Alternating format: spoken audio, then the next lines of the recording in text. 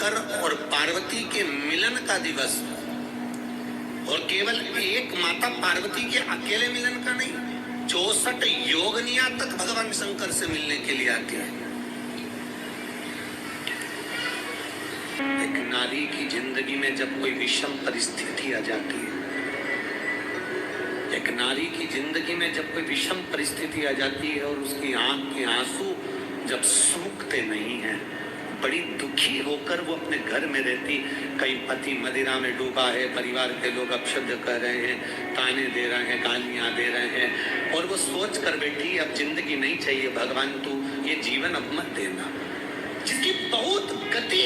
बिगड़ी है, किसी नारी की जिंदगी जब इस तरह से जी रही होती है, शिव पुराण कहती है केवल एक चावल का दाना, एक अक्षत, एक बेलपत्र और एक पुष्प की, लाल पुष्प की पंखड़ी, जो सोमवार की अष्टमी के दिन माँ मालिनी के नाम से, माँ गौरा के नाम से, आदिशक्ति के नाम से, 3 नामों का स्मरण कर कर मालिनी, माँ गौरा, आदिशक्ति का स्मरण कर कर जो अशोक सुंदरी वाली जगह पर समर्पित कर देती है नारी, उसकी जिंदगी से दुख समाप्त हो जाता है और वो खुशी की ओर अग्रण्य हो जाता है। माँ मालिनी कोई साधारण नहीं है, गजमुखी है ये, जिसके मस्तक, जिसका शीश गज का है, साधारण नहीं है ये। नव दुर्गा उपनिषद कह रहा है ये मालिनी माँ कोई साधारण नहीं, उसका नाम का स्मरण। हमारे एक नारी बहुत कष्ट की अगर जिंदगी जी रही है तो उसको एक बार अपने जीवन में उपाय करना चाहिए, उसको जीवन में एक बार माँ गजमुखी मालिनी का स्मरण करना चाहिए, उसकी भक्ति कम नहीं, दुख समाप्त।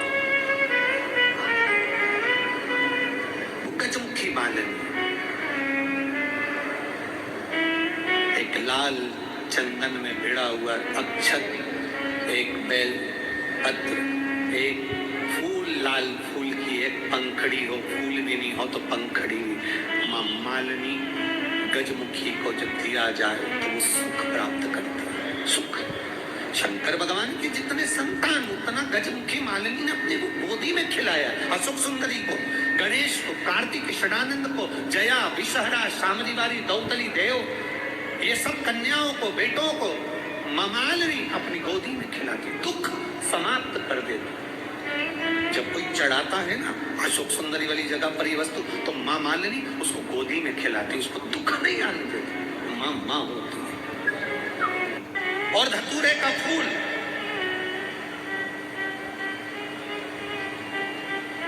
कांटे वाला धतूरा और उसमें लगने वाला एक पुष्प, आस्था चैनल पर आप लोग देख रहे होंगे धतूरे के फूल का दर्शन। धतूरा और धतूरे का पुष्प, छोटा सा पौधा है, ज्यादा बड़ा नहीं है, कांटा लग रहा है, धतूरा लग रहा है, और उसमें भी साधारण धतूरा नहीं, जिस धतूरे के नीचे की डंडी लाल कलर की होती है, अगर वो सोमवार की अष्टमी को देवादिदेव महादेव को समर्पित करी जाती है तो उसके घर में कभी संपदा की कमी नहीं होती है। वो धतूरा है, साधारण नहीं है। धतूरे में भी लाल डंडी, जैसे धतूरा गोल होता है उसके नीचे छोटी सी डंडी, देखा है आप लोगों ने? अरे देखी सी डंडी होती है, जब तोड़ोगे तो वो डंडी का कलर अगर लाल है, वो डंडी का कलर अगर लाल है, और कभी हम तो कहेंगे जैसे बड़ी बीमारी जिसको हो जाती है, लीवर, किडनी, कैंसर आदि आदि बड़ी बीमारियों से जो जूझ रहा होता है, प्रयास करो, प्रयास, महामृत्युंजय का जाप कर कर, महामृत्युंजय का स्मरण कर कर, एक लाल डंडी का धतूरा प्रयास करना, एक धतूरा मिल जाए या 5 धतूरे मिल जाए किसी भी एकांतेश्वर महादेव पर, जो शिव मंदिर एकांत में हो, जहाँ कोई जाता आता नहीं हो। वैसे तो अब बहुत मुश्किल है कि ऐसा मंदिर मिल जाए जहाँ कोई जाता आता नहीं हो, पहले की बात दूसरी है, अब बात दूसरी है। फिर भी कहीं आप रोड पे से निकल रहे हो, एकांतेश्वर महादेव अगर आपका यूं दिख जाए बहुत बीमारियों से ग्रसित हो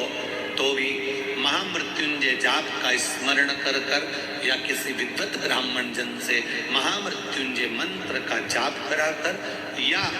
भगवान शिव के मंत्र का जाप स्वयं कर कर वो भी ना बने तो पंचाक्षर मंत्र नमः शिवाय, षडाक्षर मंत्र ओम नमः शिवाय या